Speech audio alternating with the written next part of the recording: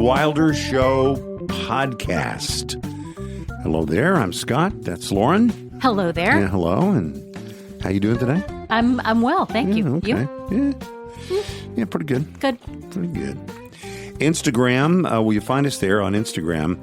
It is Wilder Show Pod. And then you'll search it, you'll find it. And really, we say this all the time, sort of the like, rate, follow, subscribe, and share, almost like it's a throwaway. But it really is important for you to like and rate and share what we give you. Basically, I'm saying, please just do what we tell you to do. But it really does help because it helps when other people are searching. You know how it goes. These things are all like crazy algorithms and whatnot. And if you, the more activity that we have for our little thing, the higher it shoves it up in people's face. Which is what we want. We want to be right up there in your face. That's right. Who's going to tell them if we don't tell them, like in their face? So thanks for doing that, the like, rate, and all that. Podcast at wildershow.com. That is the email address, podcast at wildershow.com. The podcast drops Tuesdays and Fridays, 6 a.m. Central Time on Spotify, Apple Podcast, iHeart, Amazon, YouTube, or wherever you get your podcasts. So like, rate, follow, subscribe, and share, and we appreciate that. Okay, can I give an overview maybe? Yeah, sure. In case people have to run and do something else. It's tax-free weekend, and we'll talk a little bit about tax-free weekend and movies. Mm-hmm. Go shopping at the mall. Go immediately to American Eagle and buy all your American Eagle. Buy something for me too. I'll throw some money in. And then go to a movie on tax-free weekend, and then we'll talk about that. A person has passed, and that led Lauren and me, or as the uninitiated would say, Lauren and I, to a conversation. Lauren and me to a conversation. It was a rabbit hole to end all rabbit holes about misunderstanding lyrics to songs. Yeah. So we're going to share some of that. And you won't believe the one we both got wrong. I don't know, though. Maybe everybody else knew it. I don't think so. I haven't asked anyone else but you. No, I don't think so. You won't believe the one that Lauren and I both got wrong. And it had to do with someone who died in this last week. But I think everybody, I don't think this about many things, but about this I do. I think everyone thought what you and I thought about this song. You think so? Yeah, that these were the words. We'll see. You won't believe what it was. Democrats are still playing hooky. They're still out of the country. Again, I keep thinking of Texas as a country. They're out of the country. If you're out of Texas, you're out of the country because they're playing hooky. They're not doing their job. And I have a little clarification we want to get to about that. Texas has a new resident that we'll talk about, a brand new resident. She came here from Florida. She did. Yeah, so we'll talk about that. And then finally, and we'll go and talk about this right now. Today is a very important day in the great state of Texas. It is the 75th anniversary of the founding of Whataburger, or as many people as kids used to call it, Whataburger. I want a Whataburger. But the Whataburger is $75 today, and I think you may need the app or something, but the 75-cent burgers today, too. That's right. But for today, Friday, the special, and they have, you know what I love? Lauren, I have to go buy. I'm going to go buy. I love the food. I know what you're going to say. What is that? They have commemorative cups. Guys, they have commemorative cups. What is it about men and the commemorative cups? How many can you have? More than 12. You can have many, many commemorative cups. I've always loved caps and cups. I prefer drinking out of a plastic cup. Yeah. I like it more than a glass. I like a glass. I don't like a glass as much. Well, first of all, it's heavy. And glasses sometimes sweat a little bit more than the plastic sweats. It's condensation or whatnot. Let me see your arm. You have a little bird arm. A glass is not that heavy.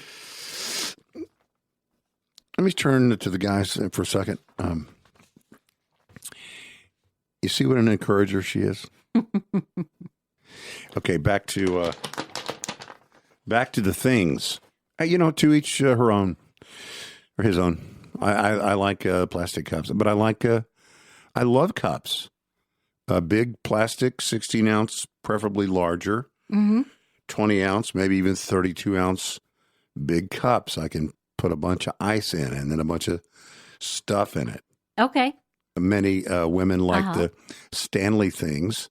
Yeah, that that's let true. you carry them around, and they're sort of an accessory sort of thing. Some guys are like some that, do. but much cheaper. Just the stuff we got at the ballpark. Well, that has the logo on it. Yours will spill. Ours won't. Sure, I know. Hey, listen, it's Ours keep like it I said, cool. to each her Keep own. the coffee warm. There you keep go. the water cold. Good for you. Good for you. I'm gonna say some of the Texas resident first. Is that okay? Yeah. Let me say a word about our new Texas resident first, because this is not very much, and we'll get into the other things. Ghislaine Maxwell. I saw that. Is now a Texas resident. Everybody, welcome. Welcome. She's incarcerated at the federal prison camp in Bryan, Texas. Transferred from the federal prison in Florida. This camp also, you see who else is at this camp? I did, but I don't remember now. Elizabeth Holmes. Oh, yeah. Yep. Elizabeth Holmes and one of the Real Housewives, Jen Shaw. I don't know what she's in for in the clink, but can you imagine that conversation? The three of them sitting at the same bolted down steel table. Quite different at chow time, walks of life. Eating with plastic forks and wearing Crocs. We have to say a word about the shooting at Fort Stewart. There's not a lot we know. We don't know a lot. One guy named Cornelius something. Radford. 28 years old. 28 years old and shot 5 people with his own handgun. And, military bases, you're not supposed to have any guns on. I mean, under some circumstances, you could have them under lock and key and have them on the base. But generally speaking, there are no guns. So it wasn't that he used a weapon that was a service weapon. It was his personal weapon that he had somehow gotten, or a personal weapon that had gotten on the base. Anyway, shot 5 people. None of them died, at least as of the time we're chatting. And then he was tackled by the Army men and maybe women, but the Army men tackled him, secured him. They cared for the people that had been harmed. And then they waited for the military police to show up. He's now in, big trouble. Yep. And we don't know much about, I have some ideas, but rather than go into speculating, we'll just kind of wait and see. It'll all play out, I'm sure. I mean, he lived. Yeah. He did not turn a gun on himself, and he also did not do the old suicide by cop thing. So we're going to hear something. I would say he'll probably get, some lawyer will get hold of him, and they will concoct a story that will make something seem justifiable in some way. Do you think so? I do. I really do. I think we live in that kind of world where just so rarely do people, just take responsibility for what they did, or just are real honest about it. I think probably we're going to hear what wasn't his fault, either some mental problem or harassment or racism or something will come up as a reason for bullying. I don't know if you bully people who are 28, but you know what I mean. Yeah. So I think that there'll be some mitigation, something that mitigates against this or explains it in some way. There was just a little bit of information. His dad said that he had suffered from depression, not in a serious way, but since he was a child and lost his mom as a child, had gone into the army because several of his uncles had been in the armed services. Never had any serious disciplinary actions against him, but he did have a DUI recently and ran a red light, scheduled to go before a judge on August 20th for that. That is a little bit weird because his higher-ups did not know. The people on the base did not know that had happened. So we'll probably hear about why they should have or that they didn't. I mean, it just happened. I mean, by the end of the weekend, we're going to know quite a bit more, but just very, very odd. Texas Democrats are continuing to play hooky, and a little explanation maybe on that. Because I think a lot of, what the whole deal is, the redistricting, right, which we talked about last time. The redistricting, it draws the districts differently so it can take into account, for example, in theory, it takes into account minority presence. Sure. That way you can't have just 5% of any group, their number be so low that there's no point in voting. I mean, the goal is for it to be representative of all citizens, right? And the fear is, the reason these Democrats have left, there's not a quorum, so they can't move forward. The truth is, Governor Abbott can just keep calling special sessions until it gets done. They don't have the numbers. This is why voting for even, a lot of people just vote for the president or whatever. When you vote for, the local elections, it impacts all these other things. The districts that are drawn are not drawn by people in Washington. The districts in a state are drawn by the state.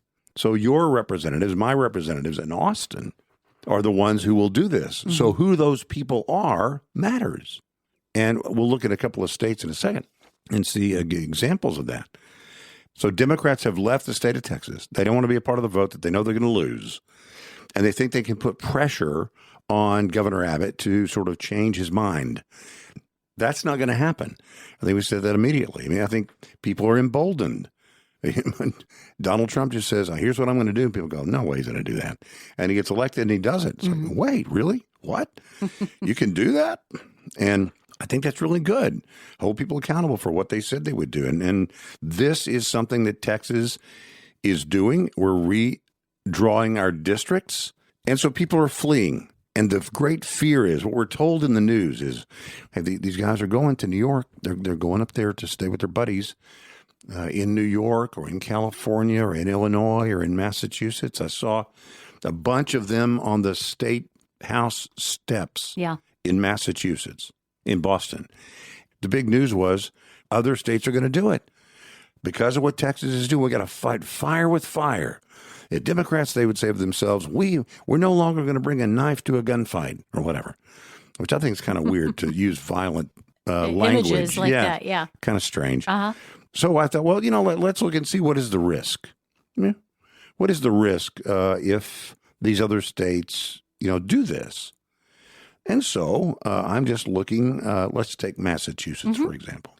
Massachusetts, 30% of Massachusetts voted for Trump.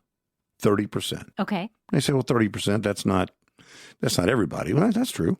But plus or minus, it was approximately 30% voted for Trump, and about 30% vote consistently Republican. So you'd think they have nine representatives in the House of Representatives. Yeah. And of course, each state has 2 senators. Mm-hmm. Okay, so 9. So we know both their senators are Democrat. Mm-hmm. But let's take a look at the House of Representatives. So of the 9 representatives in the House of Representatives representing Massachusetts, 2 senators, they're both Democrats. Mm-hmm. You say, well, 30% are Republican, consistently vote Republican. And these are the House seat, so the House is closer to the people. Mm-hmm. So of the 9, if 30% consistently vote Republican, how many of the 9 would you think would be Republican? 2 or 3? 0. Wow. Out of all the representatives, the Congress people in the House of Representatives, out of every one of them, all 9, out of the 11, when you include the senators, 0. It's kind of a stacked deck. Are Republican. Now, how did it get to be that way? Because they do what they are charging Texas is doing. They have drawn those districts in a way that leave just a pittance here and a pittance there that can't really make much of a difference. You have a couple of Republicans here, a couple there, but we draw the districts so funky that it might be 80% or 90%. And then we'll split that up and put those people across the street. They may be in a whole different district just because they're across the street. They break up the little pockets of conservatism. That's right. Exactly. That are there. Think of it like a pie chart. You say, ooh, that pie chart, that's a lot of Republicans. Well, you know what? We're going to take 8% and put it in this district, and 7% put it in this district. Across the street, put 3% in this district. Uh-huh. And all of a sudden, that little group that could have in mass had a Republican representative now is 2 or 3 or 4 or 5%, and there's no way they can do anything. Yeah. So my point is not only that they are hypocrites, which they are, Democrats, saying, I can't believe you're trying to do this in Texas. But here's the other thing. That is a toothless threat. Why? This thing that, how is Massachusetts going to get more Democrats than they currently have to make up for if Texas adds 5 Republicans by redistricting? It adds 5 Republicans, and they say, well, we're gonna add them then over here and over here and over here. You can't get more in these other places. You're already saturated. You're full up. You're full up. Let me say this: you're full of it. But when you have 9 out of 9 and both of the senators, what are you going to do? How are you going to add a single one? You can't. Same thing with California. It's not 100% in California. Same thing in Illinois, but there are many states. Now, to be fair, there are some states that are all Republican in representation, but it might not be because of the districts are drawn that way. For example, in Utah, we know that in Utah, not everyone in Utah is even Republican. We have Democrat senators from Utah. But those that are all Democrat, Hawaii, all the representatives and both senators, Rhode Island, Massachusetts, Connecticut, Delaware, Vermont, New Mexico. Technically in Vermont, you have an independent, but he caucuses with the Democrats. That'd be Bernie Sanders. Other states like California, Oregon, Maryland are almost fully representative of Democrats, but they have maybe 1 or 2 House members that are GOP. But even that, if we have 5 added in Texas, let's say California goes 100% Democrat. They haven't matched the 5. So that's what this is all about. I thought it was interesting to look at, for example, Massachusetts and say, wow, what the heck? You got 30% of the people in the state that vote Republican, but they have 0 representation. Right. 0, which clearly doesn't seem right. No, not at all. And one other note, there's a weird little thing that can happen. They call it a feedback loop. You know what a feedback loop is, right? If you take a microphone, you put it in front of a speaker, the speaker is shouting out what the microphone is picking up, but then the microphone is picking out the shouting out of what the microphone, and it's a feedback loop. In the same way, if you have one party that is so dominant, it may not be due to turnout. It's just the other side knows it doesn't make a difference. So it makes it look like, well, people in California, they're all very, very liberal. Well, if you made it where there's no representation for Republicans anywhere, yeah, it can look that way. Now, sometimes it is that way, but sometimes it's just those people say there's no point. I live in a part of the country where it is no point. There is no point in me voting. It's not going to make a difference. I don't even have a voice that anyone will hear. Exactly. No matter what I do, it won't matter. So that's what Democrats are saying Texas is doing, but it's like one of those things of, I know you are, but what am I? Pee Wee Herman reference. I know you are, but what am I? I mean, this is what they do, and they have done so well that it makes it look like the government and the country is far more liberal than it is, but it's just because they've jimmied that gerrymandering, the meandering, those big maps to make it look like, for example, Massachusetts is completely liberal, which of course it's not yet. School started for a lot of kids in the North Texas area. A lot of I think we might have talked about this a little bit last time, maybe the 4-day school weeks that a lot of smaller school districts have adopted. So a lot of those schools started school last week. I think some of the bigger districts will start school on Monday. And what that means is it's tax-free weekend. Tax-free weekend always falls first weekend, second weekend in August. And I know you're really excited about it, Scott. I can just see making your list. Let me say, I mistakenly, I totally forgot one time, and I wanted to go into a Walmart for like 5 seconds. I had to pick up one thing, and you won't believe it. I think it actually was a backpack. I think I was getting ready to go on an international trip. Yeah, and I needed to find just a good, cheap, solid backpack. I didn't have time to order one and have it delivered. I need to go find one, and even one that I could leave in the country that I'm taking it to if I needed to. Yeah. And I made the mistake of going, and I thought, what is going on with people? People tell me that, a lot of people go to Walmart. It's like, well, gosh, I guess they do. I mean, I don't normally go to Walmart really anywhere, but except the grocery store. But I thought, man, look at all these people. This is a lot of people that go to Walmart every day. And it's because it was tax-free weekend. Yeah, well, the whole purpose of it is to give Texas families a little break on their school shopping. Yeah. Of course, it gives the economy a little bit of boost. Maybe a little bit of a boost. Maybe we spend a little bit more money than we would have otherwise if we're getting that break on the sales tax. But it's clothing, footwear, all kind. You mentioned backpacks. Lots of backpacks will be sold this weekend. One thing that and all kinds of other accessories too. There you can find very comprehensive lists online that will tell you what can be purchased tax free and what can't. There are a lot of things that honestly, I kind of when my kids were little, I remember more sporting things being covered. Being covered by that. Like cleats and baseball pants and stuff and, things like that they would need for maybe not back to school, but back to school season, It was almost like, it seemed to me, and I wasn't in charge of anything, but it seemed to me that the dollar amount was a big deal. The dollar amount. It was almost like anything, but not really anything, but at that time, it was like anything less than $100 was probably going to be tax-free. That's still generally a rule, but there are some things that are carve-outs. That actually is still the rule. If it's under $100, but you do have to kind of keep an eye on things. Goes all the way through midnight, Sunday night, and that birthed a conversation between when you and I were talking about this earlier.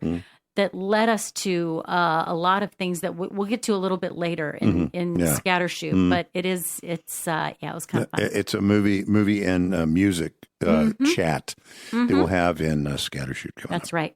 Speaking of school, Yeah. Do you remember the president's physical fitness test? I do. I don't remember if I really don't. I know we all were supposed to do it. Yeah. Everybody was supposed to do it in gym class, I guess. Yeah.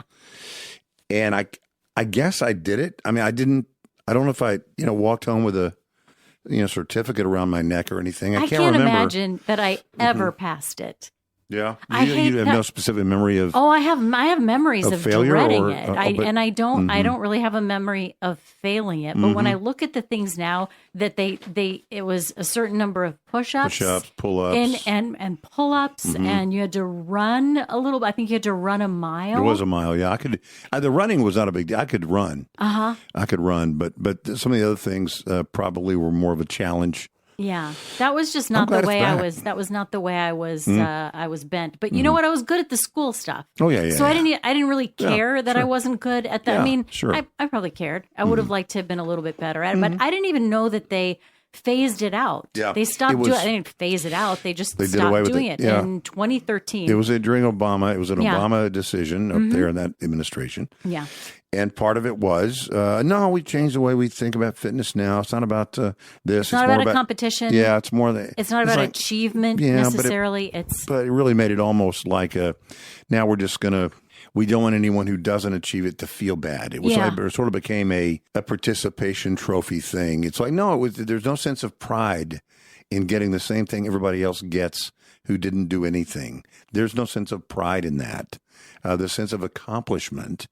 If you get the president's fitness, it's a big deal. It was at least when I was a kid, it was a big deal to say, I did this. Look at what I was able to do. It's an achievement. And you take away the opportunity to achieve because it also includes, as every opportunity to achieve includes, the opportunity to not achieve. Yeah. But that's what makes an achievement an achievement. Yeah, I guess. Sorry, kids that didn't run. Sorry, kids that can't pull up. Sorry, kids that don't do. But guess what? We're going to do it again next year. Yeah. You can do it again. So don't worry about that. So work on those push-ups and work on those pull-ups. And there's nothing wrong with that. I guess. Wrong with that. I mean, I wouldn't want them to say the academic achievement all of a sudden didn't matter. And that's not just because it was something I was good at. It was because there was a reason we were there, and it was to learn how to read and write and do all of those things that we were doing in those early grades. Although I guess you did it all the way up through. Did you do it through high school? No. I don't have a recollection of doing it. Talking about the president's thing? Yeah, that's an elementary school thing. Okay, I think. Yeah. But that's a great point you make. That if you think it really is no big deal to have participation trophies in this way, to do away with the competition aspect of it. Yeah. So you don't believe there should be grades. Mm-hmm. We wouldn't say that. Of course we wouldn't want that. We've kind of pushed back against efforts to make everybody equal in just pass them, push them through, even if they didn't pass. And why would we push back against that? It's not hurting the system. It's hurting the kids that you're pushing through year after year after year who still can't do, who can't perform up to grade level. It also does a disservice to those who've worked hard to achieve. Yeah. We want the kids that are not people. We want the people who are not working hard, not learning things. We want those people to learn, but we also want to reward those who have decided to do it the right way. Though there is the reward of having done it well. Even if I don't know that I look at it the same way. Maybe as far as grades are concerned, even if you're pushing kids through and letting them pass, I don't think that it takes away at all from the kids who are making the A's and achieving. And I think they still get all the rewards of that. I think it hurts the kids who. I'm gonna push back on that because I think it does. I think if somebody gets a grade they are gifted a grade they did not earn, it changes rankings. It changes your grade of being 100 does not mean as much if my 40 became a 70. What is your 100? It's also a huge disincentive for people to try and do more. I saw something the other day that said that like a 20 is now a D. 20? I mean, you have to try to get a 20. That just can't that can't be good for the kids who are getting the 20s. You'd actually have to study to get the 20. I mean, to know, I know the right answer here, but I'm not going to do it because I want to get a 20. So, no. We're back into the era of achievement and meritocracy. Deal with it, kids and grown-ups alike. Well, the president's physical fitness test is back. We'll be doing that again. Yeah. Thanks to President Trump. That's right. The only heat he's taken for this is, I think, things that he said during his first term when he talked. He kind of was anti-fitness, anti-wellness, and so he's taken a little bit of heat for that now. But I don't think he cares about that. Yeah, no, he doesn't. And we'll see how this. We have there's an obesity crisis among young kids. They get them out. Yeah, let's see if this will help turn it around. Put their phones down and get outside. Don't be a mole. This applies. Just going to make you the cheerleader for all young kids. Isn't that good? Wouldn't that be a good encourager to tell those kids to get maybe to drop that controller and get outside, kids? And this applies sort of here in the same way to grades and whatnot, but it actually is a quote from the whole conversation we just had about the Texas lawmakers that are on the run or who are out of town, trying to break the quorum. And it was from Texas GOP State House member Mitch Little. And I love this quote. It applies to parenting. It applies to this that's going on. The Democrats leaving the state and refusing to come back for the vote. And he was asked in an interview, Mitch Little, GOP Texas House member, was asked, well, what do you do to get them back? And he said, listen to this quote, the cost of noncompliance will increase until compliance is gained. Isn't that great? The cost of noncompliance will increase until compliance is gained. It's actually pretty simple. Yeah. Take that, young parents. Put that in your little Wilderisms. Isn't that fun? Oh, it is time for Scattershoot. Let's go.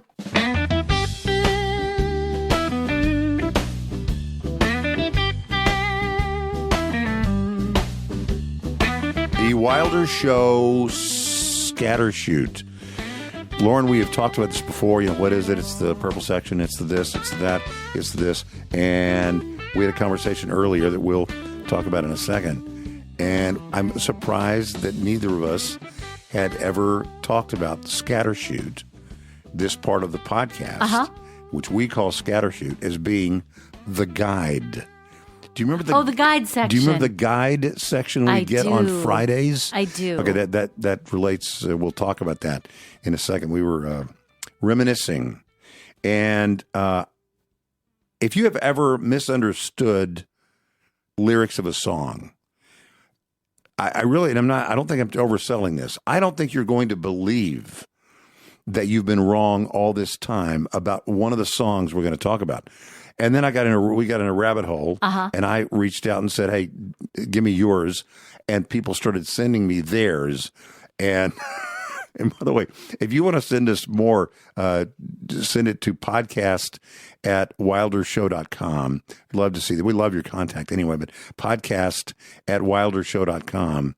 It's one of those things, if you've ever, really, that's what it says? I always thought it was this. I think it's pretty common. I think we probably all have done that. But you and I were both shocked that this is not a new song. No. It's a song. It's 50 years old, the song. It is. And we had been hearing it wrong, singing it wrong, thinking of it wrong for all of these decades. Years. Now, let me say this. It is a song from a movie that was a great movie. Yeah. And it is a great, it's a classic song. And we'll talk about it in a minute. We'll let it go through in a minute. That is coming up. But let's start with a little mall talk. You're going to the mall this weekend. I am going to go to the mall this weekend. We're going to do a little tax-free shopping. I have decided that whatever, I don't know if I don't really need a lot. I'm not sending kids back to school. That's true. But I do want to buy something at American Eagle just to show them a little bit of support.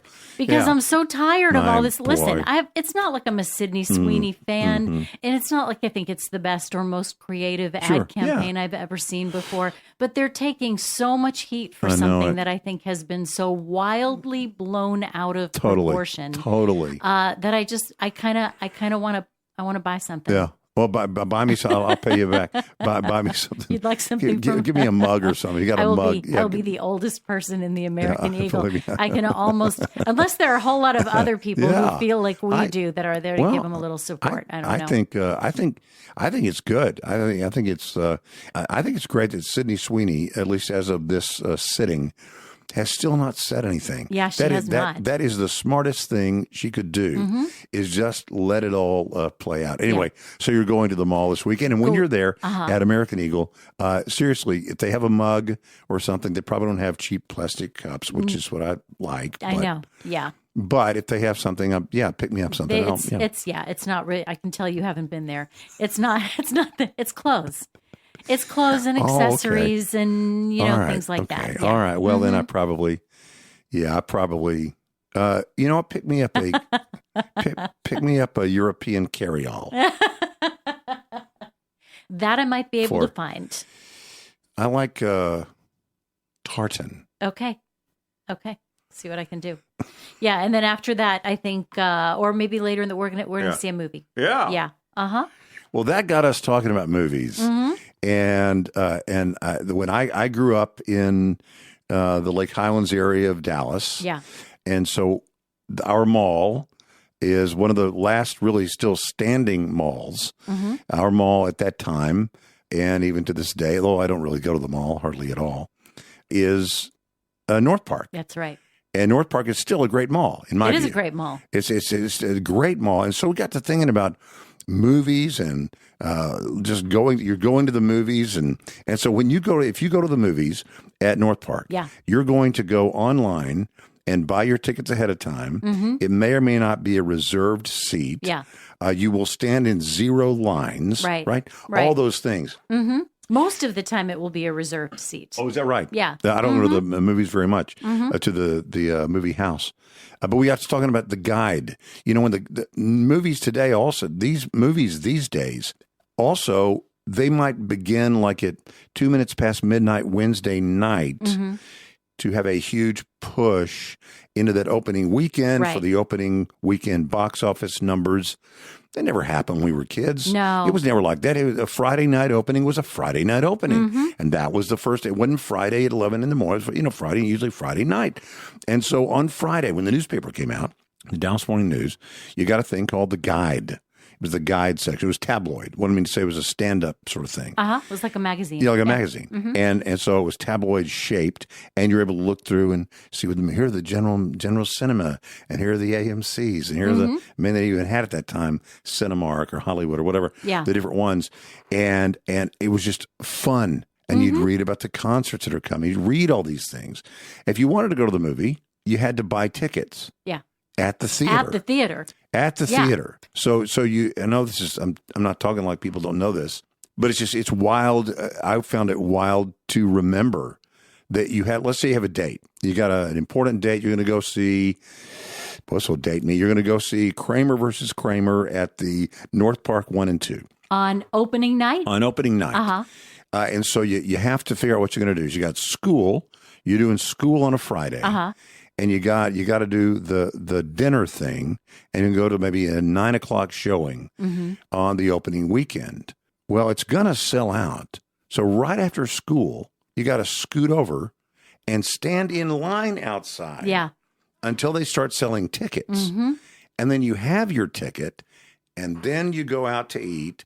And then you come back, and guess what? You get in another line. To get and into it is the line theater, to get into the theater. To get the seats. Yeah. Because nothing is reserved anyway. And then you get in there, and I don't even know to this moment, are we seeing films That's in a the good theater? question. Because, in the old times, you remember that little dot that would appear in the upper right hand of the screen? It would always appear, and that, I don't know if you know this or not, but it's a dot that would just briefly appear, almost subliminally. It would appear, and it would go away. And the next time it appeared, that was the signal to the person running the projectors to switch it over to the other one. I didn't know that. Because that first reel, that big reel, couldn't do the whole movie. So that first reel was about to go away. Like flop, flop, flop, flop, the film was going to come on. And so that little thing at the beginning or in the film was upper right hand corner, a little dot, just boom, appear real quick. And then the next time it's like, when you see it again, that's saying get ready in 10 seconds. So that thing would appear, and then the guy gets over, and next time he sees it, click.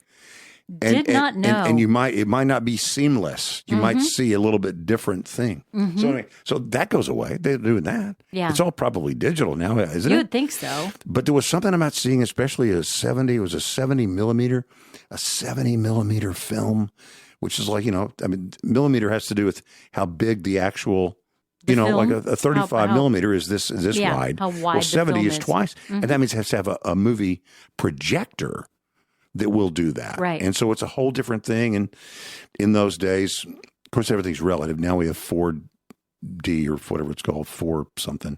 Whatever the highest resolution is today, we have it. And then it'll just get more.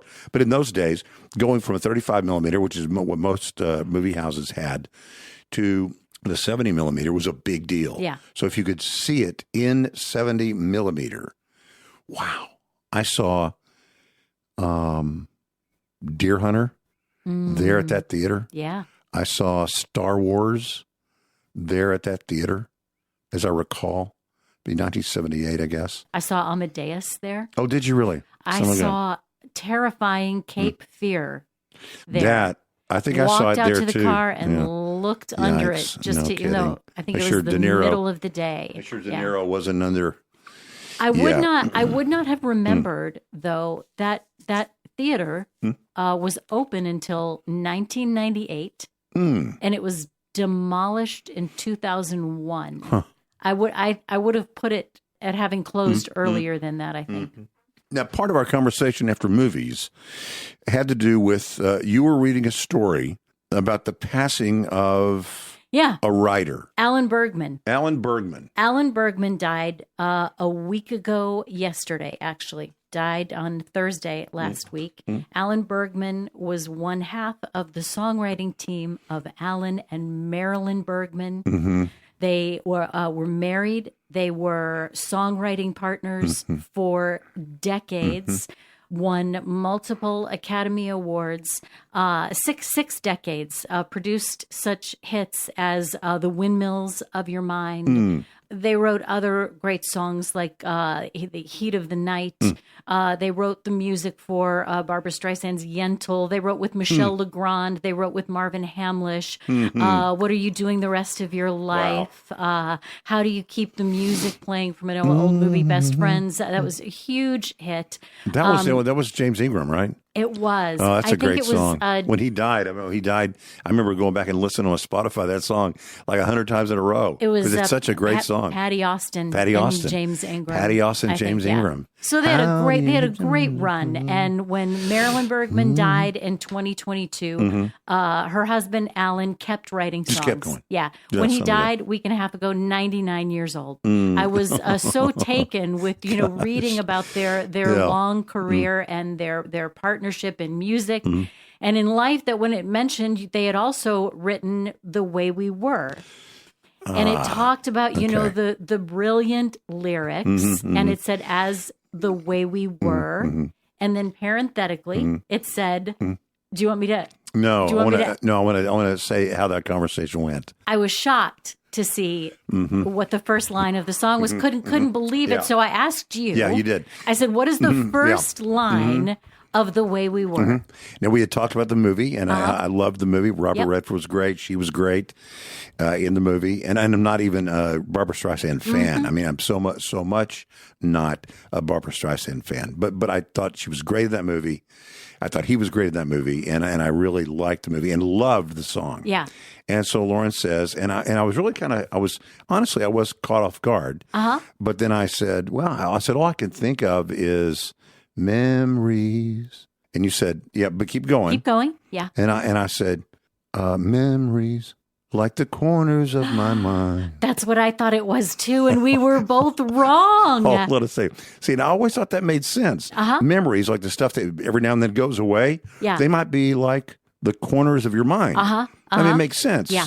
It's not like it was something that didn't make sense. Yeah. It made perfect sense. It made sense. That song, the lyrics of that song are not memories like the corners of my mind. It is what? Memories light the corners of my mind. Now, maybe you've always known that. And if you have, I'm putting both my hands up. I'm bowing. I'm bowing to you right now that you have always known that. I never knew. I never knew that. I've been singing it wrong for 50 Memories years. Light the corners of my mind. Isn't that crazy? It is. I really, maybe I'm just really jaded. I'm not surprised very much. Yeah. You know what I mean? It's like you see something and you go, okay, that sort of makes sense. I'm not really shocked by that. Whatever it is, I'm not shocked by that. But I was like, that is really a surprise. Memories light the corners of my mind. And so we got to thinking about the different ones. And I did put out a call to say, hey, if you have these, why don't you send them to me? And man, ridiculous numbers came back. I mean, ridiculous. See, it's a common thing. It was crazy. Tell me some. All right, I'm going to start it and you're going to finish, okay? Okay. Hold Me Closer. Tiny Dancer. Wrong. Hold Me Closer, Tony Danza. No, okay. Okay. Just like White-winged dove. One-winged dove. Just like a one-winged dove. It's not Forever in Blue Jeans. It's Reverend Blue Jeans. Yeah, totally different song. Bad Moon Rising. Creedence Clearwater, yeah, right? CCR. Yeah. There's a bathroom on the right. That's not. Wait. I see a bathroom on the right. There's a bathroom on the right. Now that's all I'll ever hear. I know. You picked a fine time to leave me, Lucille. With what? You picked a fine time to leave me, Lucille. 4 hungry children and a crop in the field. Wrong. It's 400 children. Wow. No wonder she's leaving. Chris Stapleton, it's supposed to be I'll Be Your Parachute. But someone says they always heard it as I'll be your pair of shoes. Yeah. The one that, More Than a Woman from the Bee Gees. Yes, yeah. Bald-headed woman, bald-headed woman. No. I've always heard that. Toto, I Miss the Rains Down in Africa. Uh-huh. It's Bless the Rains. It's not Miss the Rains. No, yeah. Let's see what else. Jimi Hendrix. It's supposed to be Excuse Me While I Kiss the Sky. Uh-huh, yeah. Or Excuse Me While I Kiss This Guy. So, ABBA. I never had any idea what any of those lyrics were. Well, the weird thing is because they didn't speak English at the time, they didn't either. Yeah, I know. Which is really odd. But I was in a back and forth exchange with the guy who had been offering some of these things, and I said, actually, I was in China, and the only time I've ever sung karaoke in my life was in China. It was after 9/11. We were stuck there, and I noticed that Dancing Queen from ABBA is like the most popular song internationally on karaoke. Wow. Now, I did not sing Dancing Queen. Yeah. I sang, of course, a stellar rendition of Edelweiss. I'm sure you did. It was Christopher Plummer would have been very proud. He would have been moved, I'm sure. But Dancing Queen, so that song, they said, Dancing Queen, feel the beat. On the tambourine. On the tangerine. It's harder to keep a beat on a tangerine. We built this city on rock and roll. Sausage rolls. I can see clearly now. The rain is gone. Lorraine is gone. That could be. I mean, it's kind of specific. I can see clearly now Lorraine is gone. So Prince's Little Red Corvette. Or Pay the Rent Colette. Oh, well, yeah. One more. Okay. And it is the Beatles, Lucy in the Sky with Diamonds. Yes. The girl with... the girl with kaleidoscope eyes. The girl with colitis goes by.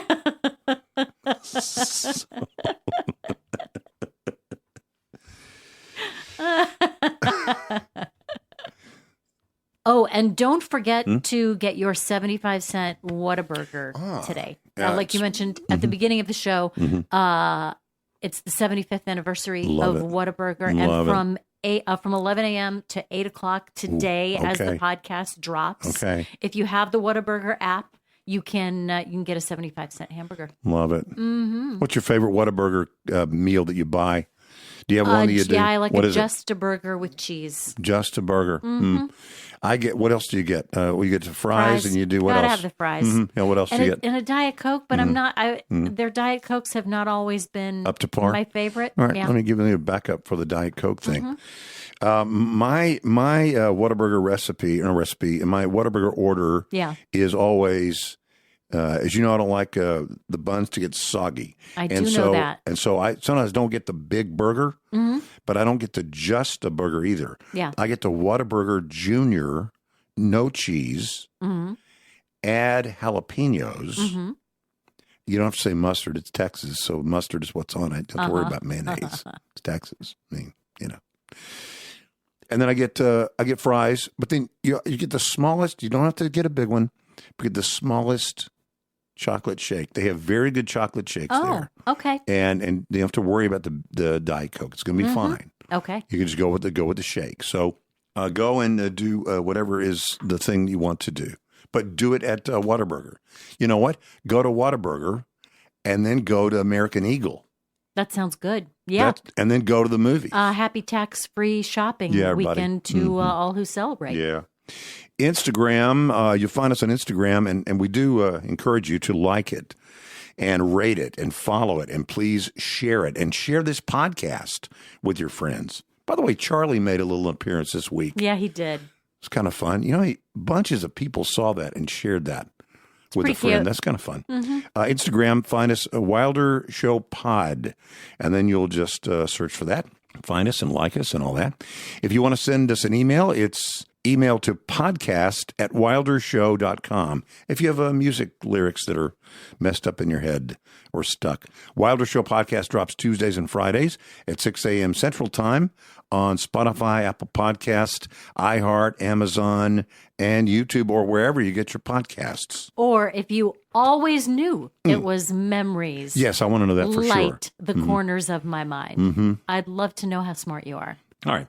Like, rate, follow, subscribe, and share. And Lauren, thanks. You bet. And we'll see you next time. Do